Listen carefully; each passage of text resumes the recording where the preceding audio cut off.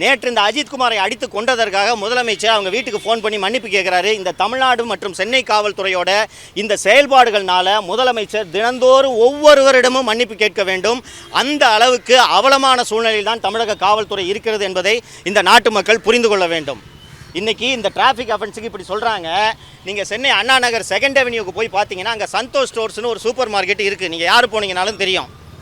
கிட்டத்தட்ட 200 அடிக்கு மேலாக அந்த சந்தோஷ் சூப்பர் மார்க்கெட்டுக்கு வெளியில் பேரிகேடு போட்டு பிரைவேட்டு செக்யூரிட்டி கார்டு போட்டு வேறு யாரும் வாகனங்களை நிறுத்த விடாமல் அந்த சூப்பர் மார்க்கெட்டுக்கு வர்ற வாகனங்களுக்காக மட்டும் அந்த இடம் தடுத்து வைக்கப்பட்டிருக்கிறது. போலீஸ் பேரிகேடை யூஸ் பண்ணுறாங்க. இது போல் அந்த போலீஸ் பேரிகேடை யூஸ் பண்ணி பொதுமக்களுக்கான நடைபாதையை அவர்கள் அடைத்து வைப்பதற்கு காரணம் அந்த சந்தோஷ் சூப்பர் மார்க்கெட்டின் உரிமையாளரோட பெயர் சவுந்தரராஜன். அந்த சவுந்தரராஜன் யார் என்றால் தமிழ்நாட்டின் சட்டம் ஒழுங்கு கூடுதல் டிஜிபி டேவிட்சன் தேவாசீர்வாதத்தின் சொந்த தாய்மாமனார். நீங்கள் இது போல் அதிகார துஷ்பிரயோகம் செய்து கொண்டிருக்கிறீர்கள், அட்டூழியங்களை செய்து கொண்டிருக்கிறீர்கள். ஒரு நகையை திருடிவிட்டார் என்ற குற்றச்சாட்டுக்காக ஒருவனை அடிச்சே கொள்றீங்க.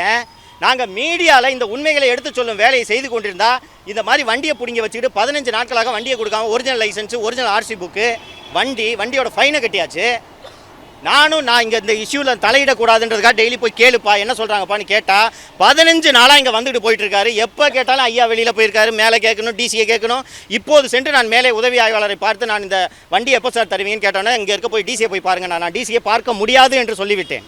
மேம்படுத்தப்பட்ட சமூக பொருளாதார வளர்ச்சி அடைய மக்களுக்கு வழிகாட்டுவதே மக்கள் நீதி மையத்தின் முதன்மை பணி.